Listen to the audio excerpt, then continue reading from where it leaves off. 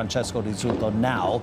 He's the Dean and Head of the School of Law at Liverpool Hope University. Francesco, thanks very much indeed for joining us. I mean, we've talked a lot in the run-up to today's funeral about what the Queen symbolised, the nature of the system of governance that the UK has and the position that the monarch holds in that constitutional monarchy. What are your thoughts, just first of all, about what we've seen today in terms of what it means to the very essence of the United Kingdom? Good afternoon. I think that what we've seen today is a very important symbol that binds certainly the peoples of the United Kingdom to the monarchy. And I think it's been an incredible spectacle that is almost a renewal of the things that have bound this kingdom through all its troubles over the centuries together. So it's an absolutely incredible spectacle almost, where we see everything almost coming together. It's almost a renewal of the bonds of loyalty. Absolutely incredible, really. Yeah, absolutely. Does it remind people of the relationship that they have with not only their government, but also their monarch and their place in the country, and the relationship, what it gives to them, but what they also owe to it, do you think? I certainly think it reminds people, if they'd ever forgotten, of the importance of the symbol of the monarchy in the United Kingdom. Obviously, the whole spectacle has had the acquiescence and agreement of the government. I'm not so sure that it binds the people with the government in political terms, because the people are divided over the government. However, I think it does, without a doubt, in the short term at least, reconfirm, if you like, those things that bind the overwhelming majority of the people with the symbol of statehood, the symbol of nationhood, and that, of course, is the monarchy. And let us not forget, the monarchy and the monarch have been instrumental almost in ensuring that, as happened with Prince Philip, but also happened with previous monarchs in the 20th century, this is no exception. This is a time to mourn, but it is a time to bring together, to renew those bonds of loyalty and togetherness, without a doubt. Francesco, why do you think so many heads of state, dignitaries, representatives of other countries attended the funeral? They didn't just come because the Queen was a nice lady, did they? No, of course not. They came for a variety of reasons, not only because of an opportunity of meeting together on the sidelines and so on, but actually 70 years in a century is a long time. And actually the Queen almost, and the monarchy, but the Queen in particular, represented almost a reference point.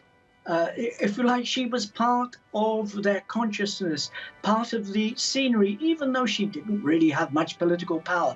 But and I think that is a mark of why they all came. Of course, they also respect the United Kingdom, despite its government from time to time. And so, in a sense, it's also a symbol of the position, the centrality that Britain occupied in the last 200 years, certainly. So there are all sorts of reasons: paying respect, a reference point, a sense of the historical importance of these islands over the last 200 or 300 years. All sorts of reasons. Of course, also there are constitutional reasons as to why heads of state from the Commonwealth and elsewhere have attended. But of course, remember, there's also a little bit of politicking going on, because certain people were not invited. As I recall, the Afghans, the Russians, the Belarusians, the Chinese, I believe. So you know, there's also a little bit of picking and choosing who my closest friends are, the North Koreans, not to forget them. So respect, symbol.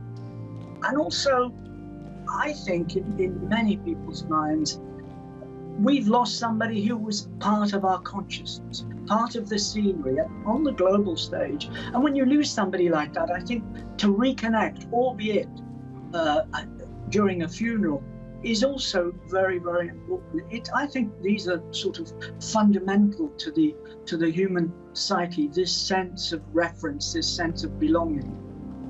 Yeah, and I mean, these discussions, the point I'm about to raise with you, they won't be discussed in public in the United Kingdom right now because of the day that today represents. But around the world, many people are wondering, after 70 years on the throne, she is gone, her son takes over, he needs to use the goodwill that has been directed towards him and the condolences given to him, the sympathy expressed towards his family.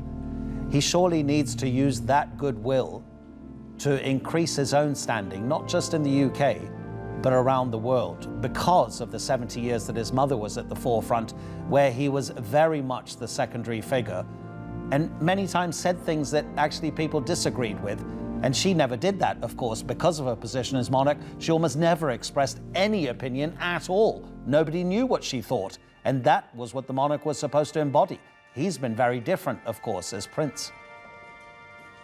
Absolutely. I think that if a monarch, if he, Charles III, is outspoken over certain issues, he's going to divide people. He will divide other leaders, without a doubt, on climate change and so on, just to name one issue. So I think he clearly has to use that goodwill, but not in any explicit political direction.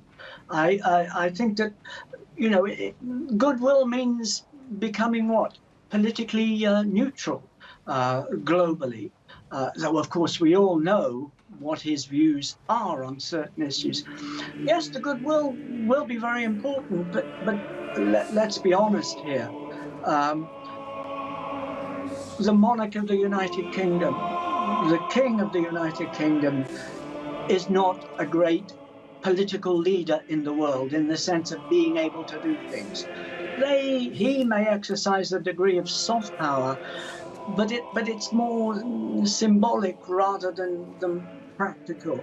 I really think that's the case. We mustn't get carried away with the importance, the symbolic importance of today by giving or coming to the view that somehow this is a new world leader that's emerged, who has real power, who can get things done and so on.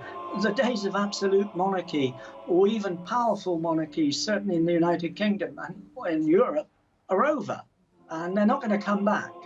They certainly aren't going to come back.